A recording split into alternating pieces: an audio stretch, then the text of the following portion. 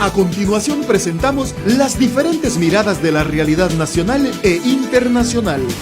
Las voces y opiniones desde una mirada amplia. En un contexto que necesita ser analizado a profundidad e ir directo al grano. Periodismo profundo y directo. Una producción de la Asociación de Medios Católicos de Honduras, AMECA. Directo al grano. Comenzamos. Saludos amigos y amigas, es un placer saludarles. Bienvenidos, bienvenidas a esta nueva entrevista de análisis de la realidad de su programa Directo al grano. Estamos por la Asociación de Medios Católicos de Honduras, AMECA. La población hondureña sobrevive cada día a esta grave situación económica y financiera del país. Los que más sufren son los más pobres, los que menos oportunidades tienen y que sobreviven gracias a la rebusca diaria. ¿Por qué Honduras está en esta grave crisis económica? ¿Qué impactos está teniendo esta crisis sanitaria, ambiental y política en la economía del país? ¿Cuáles son los escenarios? ¿Cuáles son las apuestas del gobierno? ¿Cómo revertir esta situación? Son varias las preguntas que uno se hace al respecto. Y bueno, hoy tenemos un invitado especial. Le damos la bienvenida a esta entrevista de análisis de la realidad al licenciado Martín Barahona, reconocido analista económico del país, catedrático universitario, expresidente del Colegio de Economistas de Honduras. Bienvenido, licenciado Martín Barahona. Gracias, es un placer tenerlo con nosotros. Bienvenido. Muchas gracias, amigo Peraza. Y también para mí, pues realmente es un honor poder compartir pues con el auditorio de Radio Progreso y la cadena de medios de comunicación que trabajan tratando de brindar, o mejor dicho, brindándole a la población hondureña el análisis, los datos y el recuento de los hechos de la historia reciente y de la historia actual de nuestro país. Así que para mí es verdaderamente un honor compartir con ustedes. Y muchas gracias por la invitación. Gracias a usted. ¿Cómo valora inicialmente la situación económica y financiera del país? Bueno, es una situación bastante difícil. Yo lo quiero ver de la siguiente manera, estimado amigo Peraza, y es, mire, antes de la pandemia ya Honduras tenía serios problemas económicos. Las tasas de crecimiento del Producto Interno Bruto estaban estancadas. El gobierno decía que íbamos súper bien, pero eso no era cierto. Teníamos un alto porcentaje de pobreza, de desempleo, una serie de problemas sociales y de inestabilidad política antes de la pandemia. Entonces, cuando llega la pandemia, obviamente estos problemas se agravan, se agrandan, sobre todo porque el gobierno mantiene la misma actitud, el mismo manejo, y en algún momento incluso en algunas cosas se vuelve hasta, por decirlo así, hasta más perverso. La corrupción, por ejemplo, uno pensaba, tenía la esperanza, así, digamos, de alguna manera remota, de que el gobierno iba a responsabilizarse por darle prioridad al sector salud y atender mejor a la gente, para de alguna manera reivindicarse de aquellas cosas malas que había venido haciendo en todos los años anteriores. Sin embargo, no fue así. Fuimos nuevamente defraudados. El comportamiento del gobierno, la gestión, el manejo de los recursos públicos ha sido todavía mucho más opaco, mucho más corrupto, mucho más ineficiente. Se mantiene el mismo tipo de políticas, no hay ningún cambio. Entonces, está claro que un sistema de salud ya debilitado desde antes de la pandemia, durante todos estos años, desde el 2010 para acá, va a enfrentar la pandemia de una manera muy precaria, y más si el gobierno utiliza mal los recursos, y al final pues tenemos pues que, sumado la pandemia con la crisis económica y social y política previa, entonces tenemos una situación complicada. Y si nos fuéramos un poco más atrás, yo recuerdo que, por ejemplo, antes del golpe de Estado del 2009, la situación económica de Honduras andaba con bastantes problemas. Y obviamente cuando se da el golpe de Estado, la situación se complica. Entonces, todos estos eventos se van sumando para tener esta realidad muy complicada que, claro, tiene salidas, pero implican cambios bastante profundos en la economía, en la política y también en la sociedad en general. ¿Qué es lo que ha faltado, licenciado Martín, para poder superar o por lo menos dar indicios de ir avanzando en solventar esta crisis añeja en la materia económica del país? Pues yo diría que han faltado varias cosas, pero sobre todo me gustaría pensar que son tres las que han faltado. Vamos a ver si las logro resumir. En primer lugar, ha faltado, yo lo digo así, pues como cristiano, ha faltado un arrepentimiento de esta cúpula que nos ha venido malgobernando en Honduras, ¿verdad? Un arrepentimiento en el sentido humano que uno pues puede fallar, puede hacer cosas muy malas, las ha hecho este gobierno, cosas muy perversas, pero como que no se arrepienten, ellos no conocen eso, sino que más bien insisten en seguir haciendo lo malo y cada vez como que se vuelve más sofisticado, pero muy perverso lo que hacen, ¿verdad? Ahí vemos el ejemplo de los hospitales móviles y de otras tantas cosas. Esa es una cosa, la que ha faltado. Lo otro que ha faltado es una sociedad, una oposición, por decirlo así, social y política mucho más beligerante, mucho más inteligente, que pueda realmente irle haciendo contrapeso a este gobierno, desenmascarando sus mentiras de una manera pues objetiva, sistemática, para juntar estas voluntades, porque la gran mayoría de la población hondureña, un 90%, está en contra de este gobierno.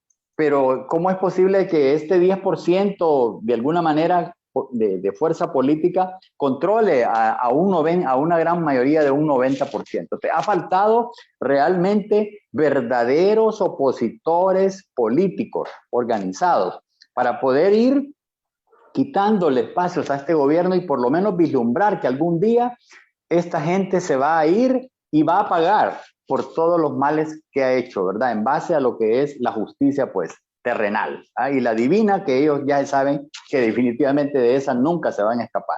Y el otro, esos son dos elementos. Y un tercer elemento creo que se refiere al contexto externo, amigo Peraza, porque nosotros somos un país pequeño, dependiente, estamos sujetos a que de afuera, de alguna manera, nos indiquen o nos corrijan y nos apoyen en aquellas cosas buenas, ¿verdad? Entonces, todo el ambiente de la comunidad internacional, posiblemente porque están ocupados en las situaciones de sus países, pues creo que tampoco es excusa, pero ha faltado también esa presión externa que haga que un régimen como el actual realmente se detenga y que en un momento determinado sea expulsado del poder. Eso ha faltado. Así lo podría yo, pues, modestamente resumir, estimado amigo. ¿Cómo ve la ejecución del presupuesto general de la República? Que no solamente son números, sino también de ahí se sacan lecturas políticas de país, de apuestas gubernamentales como parte de las políticas públicas de atención a la ciudadanía. Sí, es un presupuesto público realmente que no tiene como prioridad la atención de los problemas fundamentales del país. Es decir, es un presupuesto público que va orientado a satisfacer las ambiciones y las perversidades de la cúpula, de ese grupo que nos está gobernando. Es un presupuesto público que, por ejemplo, habría siempre que pensar que, en primer lugar, de dónde se financia ese presupuesto público, estos gastos, y la mayor parte de estos presupuestos, de estos fondos, vienen de los impuestos que la población hondureña ha venido pagando, de todo ese paquetazo fiscal que aprobaron en el año 2013, en aquella época de la famosa, pues, hemorragia legislativa, que también se le puede dar otros nombres más groseros, pero de eso vienen los recursos y viene la otra fuente que es el endeudamiento público. Entonces, este gobierno nos ha venido cobrando a la población pobre y a la clase media altísimos impuestos. Esto ha retraído a la economía y le ha hecho captar, por ejemplo, al gobierno más de 120,000 millones de lempiras al año, y este dinero ha sido derrochado, mal utilizado. Por otro lado, han endeudado al país de una manera pero exorbitante, tanto en lo que es la deuda pública externa como lo es la deuda pública interna. Entonces, este presupuesto, en pocas palabras, se ha utilizado muy mal. Si se hubiese dado una prioridad al sector salud, no desde ahora de la pandemia, sino desde antes, ¿verdad? Por ejemplo, para poner un ejemplo, la Secretaría de Salud tiene un presupuesto aproximadamente de unos 17 mil millones de lempiras. Está muy claro que en la situación actual ese presupuesto debería ser el doble o incluso el triple de eso, pero bien utilizado. ¿Pero qué hemos tenido? Un derroche aún en el sector salud, pero igual toda la administración pública se ha caracterizado por eso, ¿verdad? Por tener un uso improductivo y muy oscuro del presupuesto. Vemos ahí como hay, digamos, gastos en publicidad, pero de una manera exagerada. Tenemos recursos extraídos para campañas políticas, para contratos y compras sucias. Es decir, una serie de cosas que realmente lo que reflejan es que los recursos públicos no han sido utilizados para el beneficio del país, sino que se han derrochado, son cantidades inmensas. En el caso del endeudamiento público, tenemos una cantidad inmensa de recursos del presupuesto que se destinan a pagar esas deudas que este gobierno ha contraído y que no han dado realmente un resultado positivo, tanto para el crecimiento económico como para la mejoría del bienestar de la población y la atención de sus problemas urgentes. Licenciado Martín Barahona, dice un informe del Foro Social de la Deuda Externa y Desarrollo de Honduras, FOSDE, que al cumplirse el primer semestre de este año, entes como el Congreso Nacional, por ejemplo, ya ejecutaron el total de su presupuesto asignado para el año, mientras que la Secretaría de Salud sigue sin ejecutar fondos extraordinarios que se le asignaron justamente para la compra de vacunas y otros insumos que tienen que ver con hacerle frente a la pandemia. ¿Cómo interpretar esta realidad? Sí, eso nada más es un reflejo de cómo los recursos del sector público se han venido derrochando, se han venido gastando. Esto que se dice de la ejecución de los gastos del Congreso ha venido pasando todos estos años, ¿va? Y es un Congreso, yo creo que este Congreso va a quedar en la historia como el peor de todos, ¿verdad? Yo sé que desde que retornamos a la democracia formal, allá con la Asamblea Nacional Constituyente en 1980, después el Congreso de Diputados en 1981 y hasta acá, hemos tenido un parlamento realmente malo en general, pero como ninguno, le gana a todos, ¿verdad? Y ahí el reelecto Mauricio Oliva, ¿verdad? Como presidente y toda la camarilla de diputados, tanto del partido de gobierno como otros que se han vendido, que se han prestado para traicionar a sus propios partidos como gente del Partido Liberal. Y me atrevo a decir incluso, algunos diputados del Partido Libre, ¿verdad? Y de otros partidos pequeños que también le han hecho el juego a este manejo del poder legislativo que es totalmente oscuro, dañino, donde las leyes van orientadas a protegerse, a protegerse con impunidad, a utilizar más los recursos, a aprobar concesiones, contratos, leyes tan oprobiosas como es lo de las leyes de las sedes, la ley de secretos públicos y en fin, tantas cosas que han hecho que, por ejemplo, ese Congreso sea realmente nefasto. Entonces, utilizan el dinero de una manera rápida, como no tienen auditoría, no hay entes contralores que realmente los auditen y que les pidan cuentas, entonces ellos hacen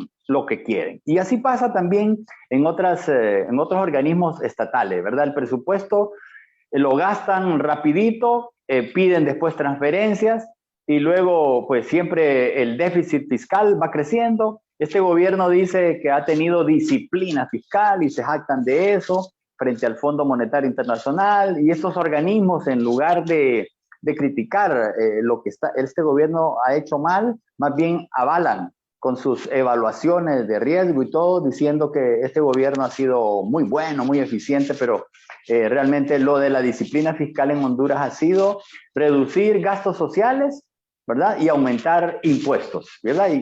Gracias a eso se tiene un porcentaje de déficit fiscal en la mayoría de los años que es bajo, se supone, pero que en realidad tenemos un déficit fiscal controlado, por lo menos hasta antes de la pandemia, pero un inmenso y creciente déficit humano y déficit social. ¿Cómo influye estar en un año electoral en las decisiones que se podrían tomar en materia económica? Bueno, para los que han estado gobernando, el Partido Nacional específicamente, todos los años han sido de política, todos los años son electorales, ¿verdad? Han pasado en campaña electoral permanente, así lo vemos, que tienen una gran cantidad de spots publicitarios, tanto el gobierno, me refiero al Poder Ejecutivo, como los diputados, etcétera. Entonces, claro, en este año ya estrictamente electoral, de elecciones primarias y elecciones generales, pues con mucho más razón, ¿verdad? Ellos han estado derrochando enormes cantidades de dinero y ahí vemos que, por ejemplo, instituciones como la Unidad de Política Limpia, ¿verdad? No, nunca dice nada sobre lo que está ocurriendo con el derroche de los recursos públicos, porque a lo mejor es un ente que no tiene como decimos, los dientes, ¿verdad?, para actuar, pero entonces es un ente también que de alguna manera no está sirviendo, no está cumpliendo con la función y la necesidad que tiene el pueblo hondureño de poder controlar ese tipo de cuestiones y detectarlas y poder hacer las deducciones legales, pues, de lo que son los crímenes que se cometen cuando se derrochan recursos por esta vía, el sacrificio que el pueblo hondureño y aún empresarios hacen por pagar impuestos, se ve pues roto, se ve desperdiciado porque los que gobiernan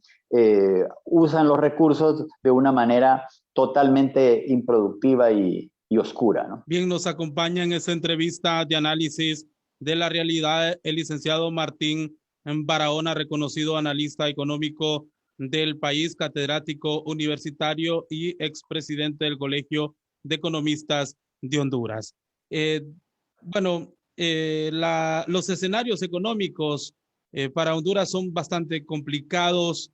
Esto, licenciado Martín Barahona, implicaría incremento de impuestos, la creación también de nuevos impuestos para los ciudadanos y ciudadanas. Bueno, siempre comenzando en el análisis de lo que es el comportamiento de los actuales gobernantes, ellos dicen que no van a aplicar más impuestos, pero ya incluso, si lo recordamos, voceros de la Secretaría de Finanzas, del Banco Central, del Gabinete Económico del actual régimen, ya han dicho que la próxima administración gubernamental va a tener que hacer un ajuste, ya prácticamente, como diríamos, preparando el terreno para que allá por el mes de enero del 2022, febrero, marzo, ellos puedan decir, bueno, no nos queda más que seguir aumentando los impuestos porque tenemos un enorme déficit y tenemos que seguir financiando esto, lo otro, tenemos que comprar más vacunas, cosas así.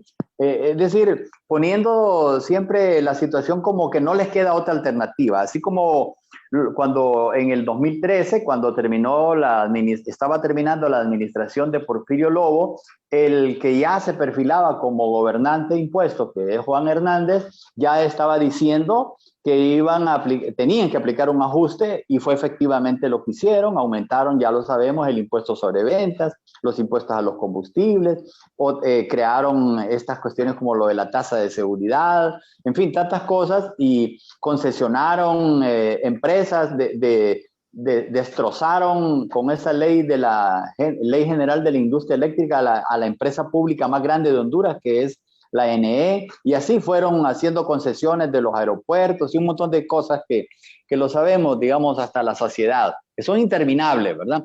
Entonces, pues yo creo que si sigue gobernando el Partido Nacional, se va a aplicar un nuevo paquetazo, sin duda.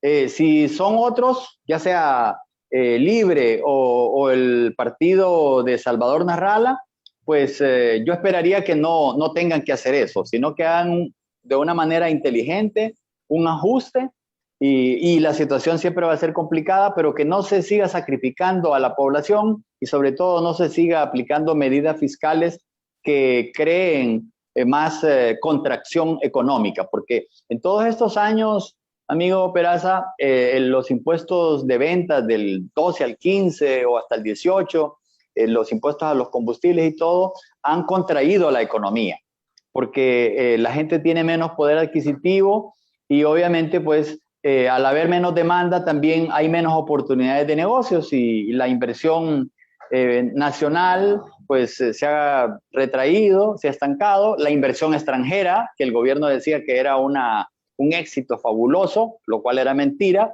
Antes eran de 1.200, 1.100 millones de dólares antes del 2018. Ya en el 2018 esa inversión extranjera, que ya de por sí era poca, se redujo todavía mucho más, hasta la mitad. Entonces tenemos como una situación económica bien complicada. Entonces, claro, el gobierno tiene que utilizar mejor los recursos que capta, tiene que racionalizar el gasto, tiene que evitar el derroche, la corrupción.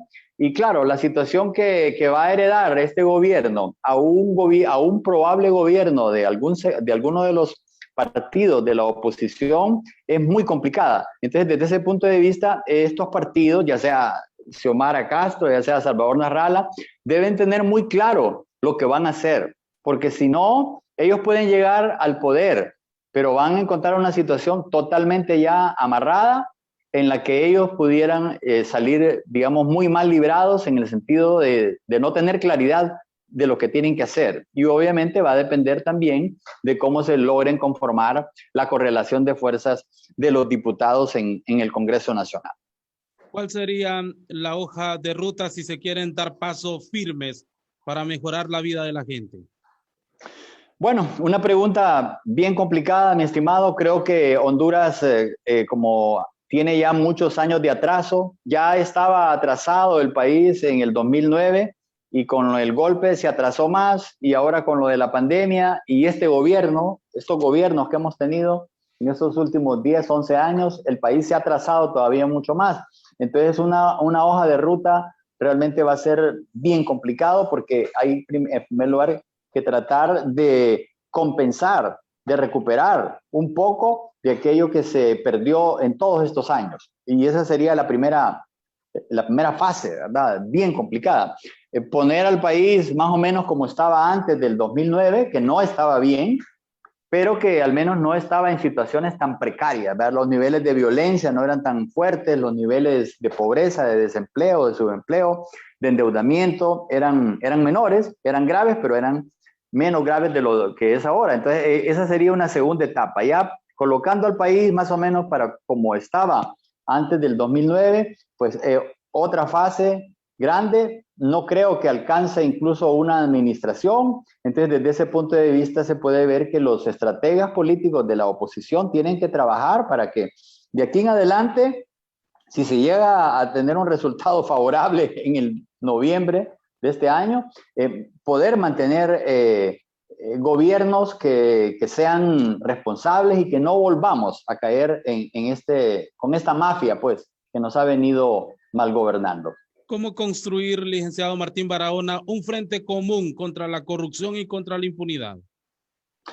Bien complicado también, porque yo sé que han habido esfuerzos, grandes de conformar este tipo de instancias de concertación de la gente, unirnos, pero siempre por ahí salen las tentaciones de algunos, por decir así, egocentrismos que hacen que esta unidad no se manifieste.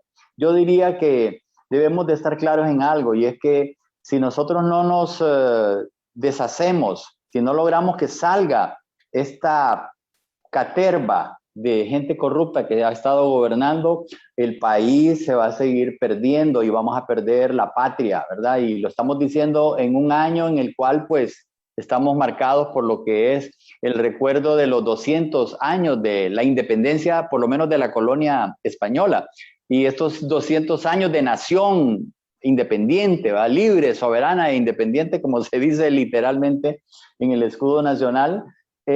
No los hemos aprovechado como se debe. Entonces, eso debería nosotros de acicalarnos de tal manera que digamos, bueno, voy a dejar mis ambiciones personales, mis enfoques en un segundo plano, y voy a ligarme a otros que aunque no piensen exactamente como yo, pero coincidimos en ese punto de salvar la patria. Entonces creo que eso está faltando, crear esa mística de que hay que salvar el país, que Honduras es un país que tiene recursos, no deberíamos de estar con tanta pobreza. Dios nos ha dado recursos naturales suficientes, no tenemos una cantidad exagerada de población, ya somos casi 10 millones, pero deberíamos tener, o tenemos, mejor dicho, todo el potencial para que la población de Honduras viva de una manera decente, que nos comportemos también moral y éticamente respetando las leyes y ayudando a la colectividad en general. Yo creo que eso falta.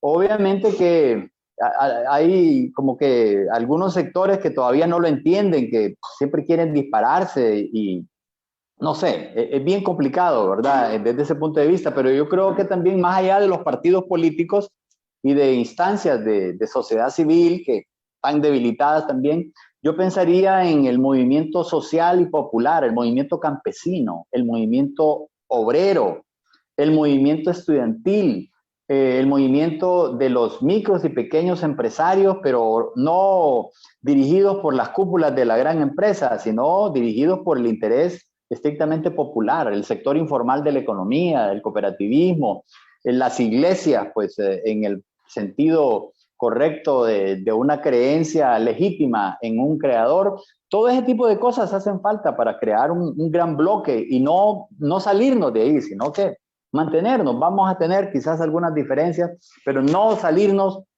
de lo que es el punto central, que es rescatar el país de esta, bueno, pandilla que nos viene gobernando en los últimos 12 años. El Fondo Monetario Internacional proyecta una mejora para la región. ¿Esto tendría efecto en Honduras? ¿En qué se reflejaría? Bueno, el Fondo Monetario Internacional, la Comisión Económica para América Latina y otros entes proyectan que va a haber una tasa de crecimiento económico para este año del 5%.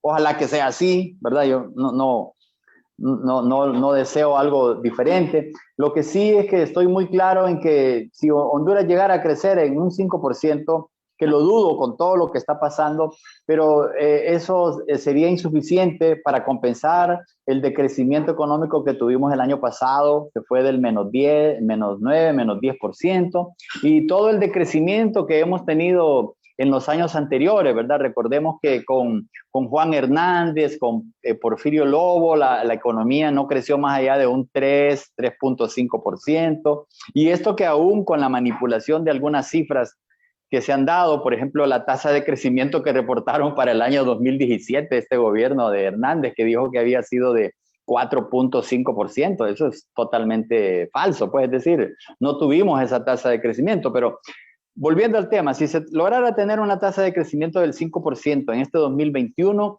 no va a ser suficiente con todas las pérdidas que hemos tenido, no se va a generar la suficiente cantidad de empleo, no se va pues a tener la dinámica económica en sectores que han sido golpeados por diferentes causas, ¿verdad? Incluidos ahí, hay que ser objetivos con los desastres, el impacto de los desastres naturales, que es obvio, no lo podemos negar, pero que también el gobierno lo usa como una excusa, ¿verdad? Para decir, todo iba muy bien, pero vino la tormenta Iota y Eta y nos destruyeron todo, ¿verdad? Lo cual es mentira. Es decir, ya íbamos mal y estos desastres, por las mismas ineficiencias del gobierno, por la falta de infraestructuras, como se dice ahora, resilientes, ¿verdad? Resistentes a este tipo de efectos naturales, de lluvias torrenciales, el gobierno, bueno, la economía de Honduras ha sufrido. De manera tal que estas cifras son así, pues muy superficiales, ¿verdad? Porque más allá del crecimiento económico, estimado amigo,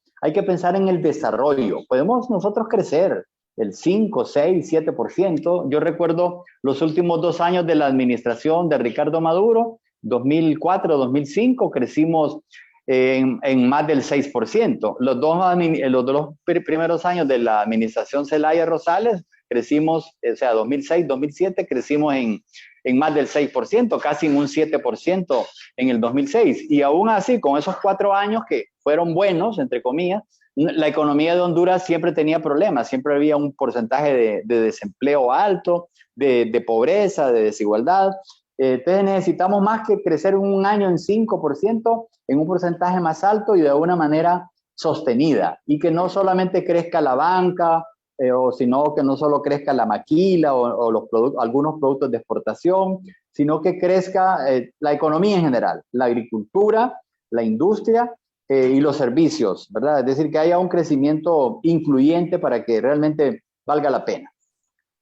Bien, licenciado, estamos muy agradecidos por habernos concedido esta entrevista.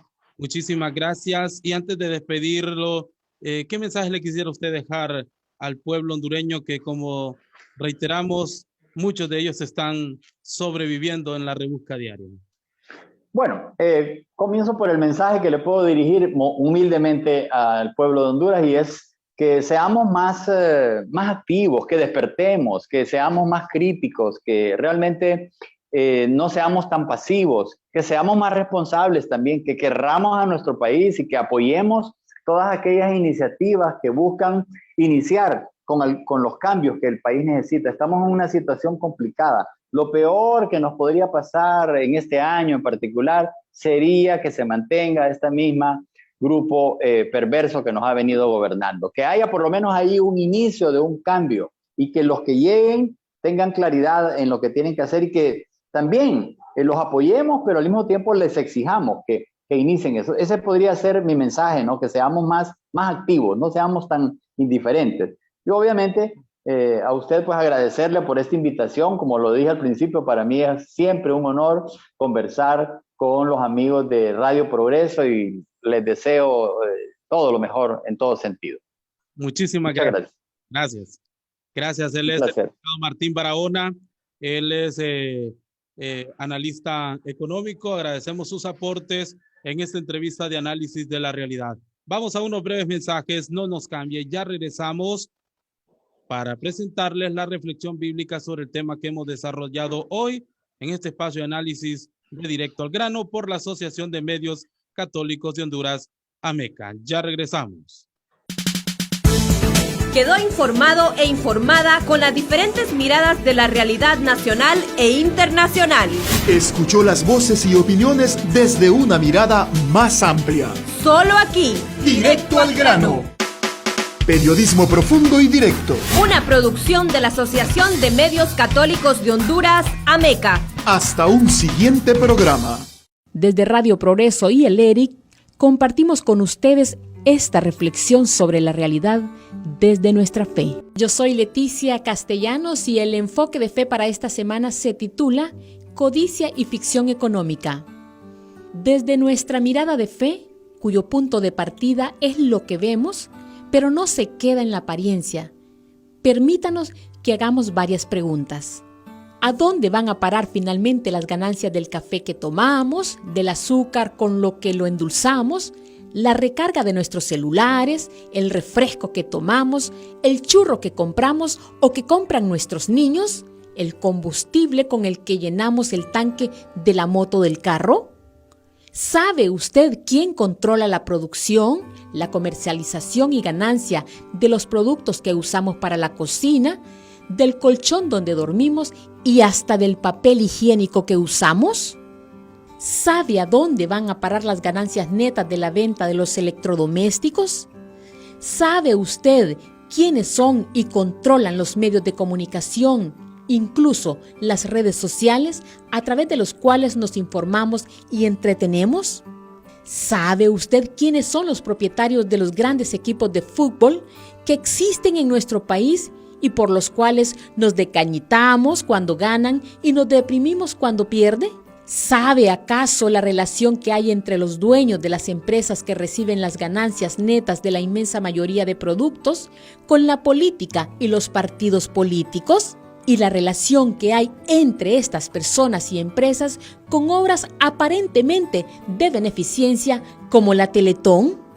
De los más de 9 millones de habitantes que tiene Honduras, existe un grupito de personas que apenas pasan de 200, que tienen un promedio de $150 millones cada una.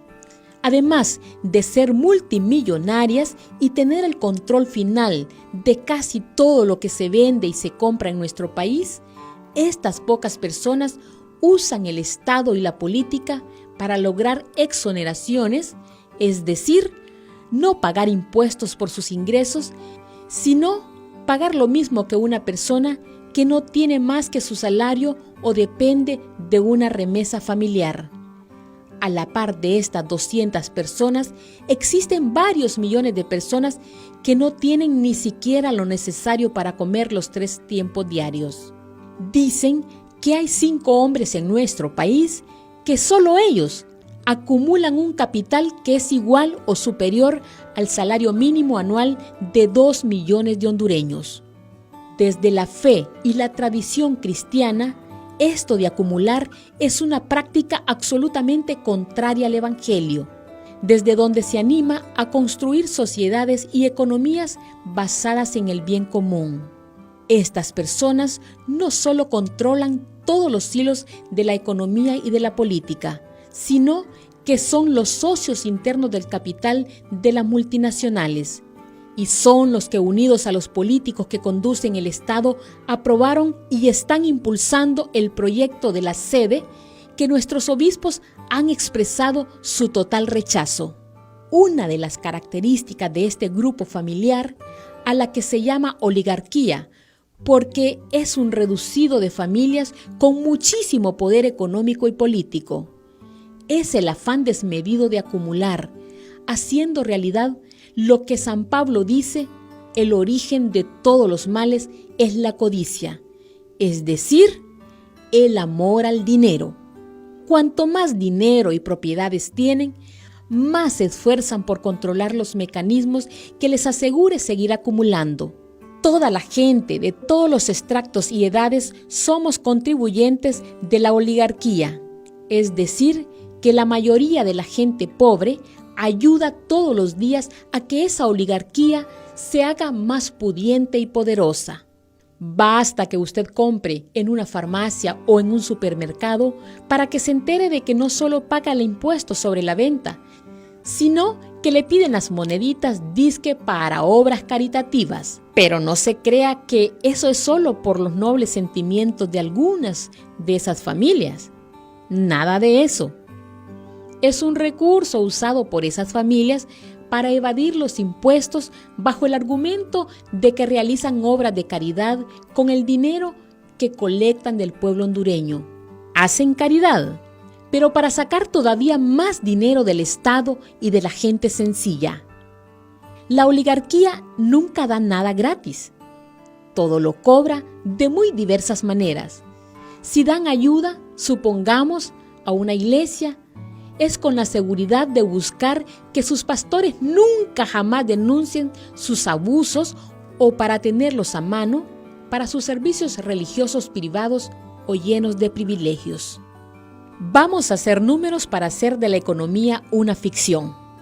Si un día los 200 multimillonarios amanecieran con su corazón generoso y desinteresado y decidieran cada uno destinar para obras sociales 50 de sus 150 millones de dólares que poseen, esa cantidad sería equivalente al presupuesto total del Estado, o más todavía. ¿Se imagina usted las maravillas que se podrían hacer en educación, salud y empleo con tanto dinero que el Estado no tiene, pero que sí existe en Honduras en las cuentas privadas de esas pocas familias?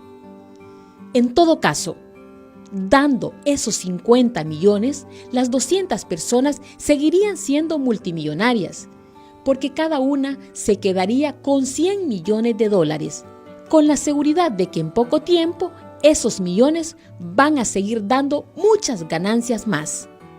Sin embargo, esto nunca pasará de ser ficción económica, porque la solidaridad y el compartir desinteresadamente no son lo propio de la oligarquía, especialmente la hondureña.